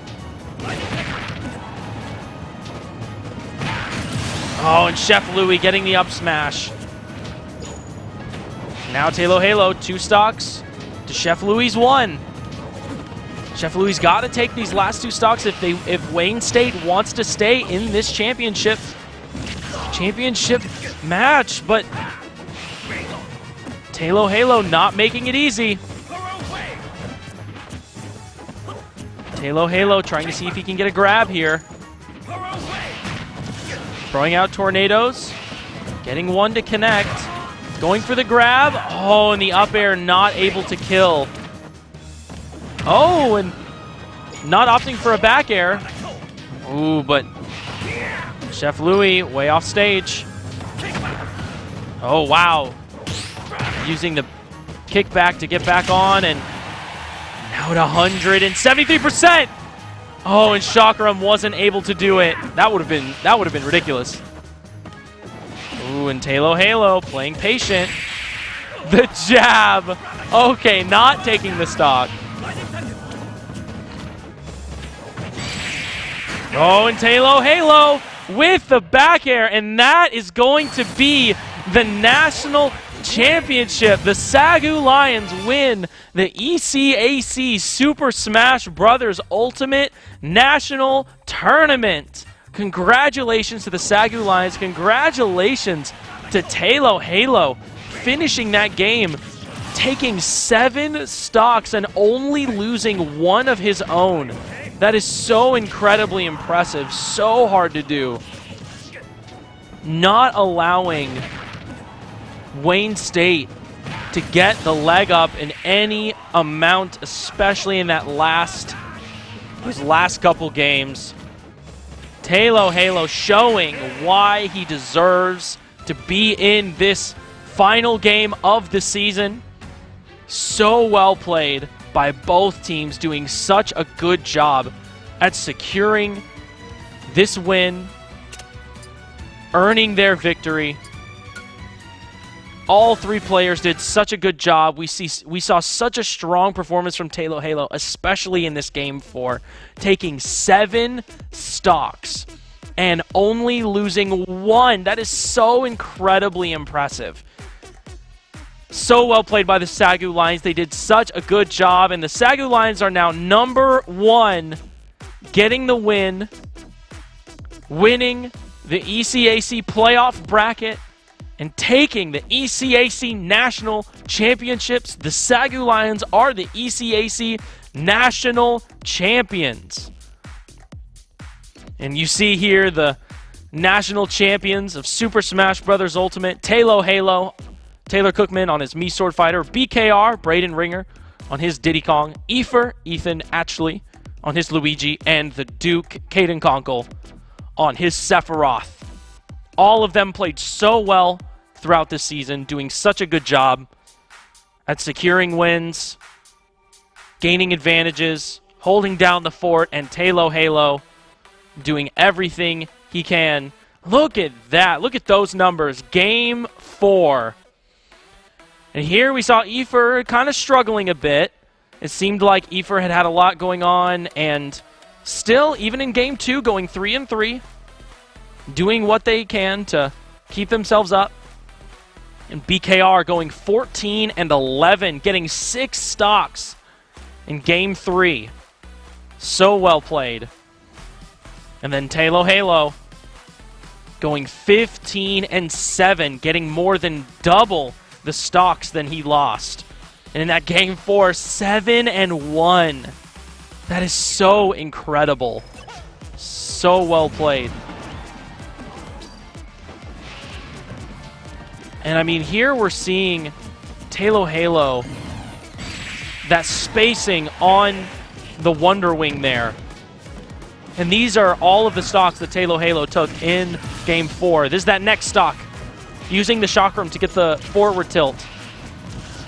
And now getting the Tornado. That killed so incredibly early. Wow. And then Halo keeping his 3 stocks, getting the up smash. And now fighting Chef Louie. And here, the Tornado into the back air. I think it was smart going for the back air instead of the up air. Very well played. Ooh, and the Buster Hulk not connecting, and so he gets the up smash, and then so many moves almost killing Chef Louie. And then the thing that does it, the back air, such a strong move. And Halo, single-handedly almost, taking that Game 4 and going from what I believe was a 6-stock deficit into a victory. And here he is, the MVP of the ECAC National Championship, Game 4, Halo. What is up? How are you doing? Yeah. Nice. I'm doing good. You're doing good. It's a solid victory. We got a little bit of a jump scare. We got told like 15 minutes before that it was going to be a best of 5 instead of a best of 3. Oh, wow. Which was really funny. I personally, I was surprised it wasn't originally set to be best of 5, but so this makes a lot more sense. Yeah. And I think it's good. I like doing best of 5s more playing the game gives more time to adapt, and I think that's where you see like the main gist of Smash as a whole in seeing more player-to-player interactions, really feeling each other out. Yeah. So glad that got to happen. Glad we got to do good. I think tonight went pretty well overall. I know Ethan had some trouble at the beginning against the Banjo. He did like really good against the Roy, but their Banjo definitely got a lot better, let me tell you, because he was camping us out a lot more. He was doing a lot better job. I told them, it was so funny because after, in that last game, I don't know if you could like see on my face on the face camera or whatever, I was just kind of like, guys, you just got to wait, and you just have to wait for 5 years, and eventually the Banjo will get bored because, you know, obviously they don't have the same camping tools, so they get bored easier. I do that all the time, so I'm kind of used to it. Yeah. And so it was just so like funny showing him that. And then Brayden's like, well, I guess we'll know for next year. So I'm just kind of like, okay, I'll send it out. And I got the Talo 7 wow, to send it out. You did, to send it out. The Talo 7. Couldn't end it any other way. Nope, that's the only way you could have ended it. And I've got a question for you. Being the team leader, the in-game leader, I guess, for the SAGU Lion Smash Brothers team, what has it been like seeing the improvement from everyone on your team and just kind of watching this season progress, which eventually leading to a national championship win? What has that journey been like? I mean, it's been awesome. Like, I remember first coming to the school, and we barely had a Smash team, and like we just had to like, I mean, we didn't have a Smash team, and we had to build it from the ground up and kind of teach people the fundamentals, the in and outs of Smash. And now, even like Brayden and Ethan, and now they've gotten to a point where they're so good at the game and they're performing so well, and they've taken a lot of the weight off of my shoulders for like most of the season, which has been awesome. And I'm just glad they're getting better at the game, because that means they're going to be able to improve more when playing each other. Other people are going to be able to improve when playing against them, and that's like the main thing that I want for the game, is just people playing against each other and everyone improves and everyone just gets better. Because then everyone just has more fun. Yeah, we're having more fun. We're getting better. At a higher level. And so going into this game 4, you're seeing on the screen your team, SAGU Lions, having 2 stocks, Wayne State having 6. Yeah. You've got 7 stocks ahead of you. What are you telling yourself? How are you getting into that headspace to end up getting that 7? And you only lost a single stock, bro. That is incredible. I think the headspace I really got into was, this is like the meme, is that I do this, and like, I thought it would be really cool. Because that's what I used to do, and I haven't had to do that in a long time. So I'm like, well, would it really be a Smash season if I didn't have to take 7 stocks? That's and I fair. think that kind of mindset really helps me of like this is just, it's the bit. I love bits, and if I'm gonna do a bit, I'm gonna go full in. I'm gonna commit to it. And you either go full in or you don't do it at all. Yeah, come on now, and it paid off. It did pay off. 7-1. I'm gonna be honest. I was a little like shaky at first. Like, you know, you always need a warm up, and I was just kind of like, okay, try to adapt to like the best of 5, feel everyone out. I made a few errors against Louis, and he put up a great fight in the second set we played too. That was like pretty solid. And then once we got into like the third game, I just kind of found my flow a little more and knew what to do against him. He still was like doing fine, but I figured out how to like get on his nerves a little bit and work around his his flaws. He was getting really greedy, so I knew what to look for. And then I kind of used that same mentality to go into him in that last one. That's the only reason I lost the stock. I thought I was going to lose the stock to that Banjo, honestly. I was playing so careful. That was very close. Yeah. That Banjo really showing up, and as you said, getting better. And, I mean, putting your team in a position where you having to take 7 stocks. Yeah. No, he was doing really good tonight. Like, he has a lot of patience, and he knows how to, like, you know, it's cheese or whatever, because he's getting the side B kills at, the Wonder Wing kills at 50 or whatever, which is super early. Like, that's a strong move, but even then, he gets those kills early. But, like, he's getting those big callouts because he knows what our team is going to do. And that's good. Like, that is huge awareness. And we were starting to play around it a bit more, so he wasn't getting it nearly as much toward the end. But he just still has that resilience and the strong patience that is like that. That's really important to have in a game of Smash, especially if you're playing Banjo, who's like this like lower like half of the character roster kind of character who you kind of have to do that if you're going to win with it. Yeah, So I hear you. Well, congratulations. You Thank you so completely much. deserve it. So well played. And ladies and gentlemen, Talo Halo, the, as I am now declaring, MVP of the ECAC 2023 National Championship. gosh. And you're a national championship. Yeah. You're a national championship. You're a national I am champion. the national championship You are the now. national I'm championship. taking the title from ECAC. Yes. It belongs to me. Yes, right. You're the national champion. You completely deserve it. So well played. And now there's so much more to look forward to. Yeah. We've got time to prepare, time to train, time to work, and then come back and keep giving it everything you got. Yeah, we've got a lot of good prospects over the summer, looking to see like what's going to change in the next year, and we're just going to be training and getting new people, so it's going to be great. Absolutely. Congratulations. Thank you, sir. And you deserve the win. Very well played. And, you know, rest up. Get some good sleep. I You will, deserve bro. This is like one of the last big things I have of the like school stuff, so now Yeah. I'm just going to work on majors. Yeah. Whatever. So. Yeah, there it is. All right. I don't know if we are planning on bringing anyone else to No, interview. they're not here. All right. Well, would you be happy to close it out with me? I got you. Guys, thank you so much for watching tonight's stream. I hope you guys have enjoyed. If you have, make sure to hit all of those follow, subscribe, like, whatever platform you're watching on. Hit any of those buttons. You guys know the drill. Thank you guys for, like, it means a lot to us, the players, that you guys come out and show your support. We really do appreciate it, so thank you guys so much. We hope you're going to stay tuned for not only our games in the future, but the rest of the SAGU Sports Network esports teams happening throughout the rest of the week. There's still some more games we're playing, right? Yeah, there's a handful. Yeah, so stay tuned for those. Go and show them their support because they'd appreciate it just as much as we do. But with that being said, we hope you guys have enjoyed. We hope you stay tuned for next time, but have a great night, guys. We'll see you all later.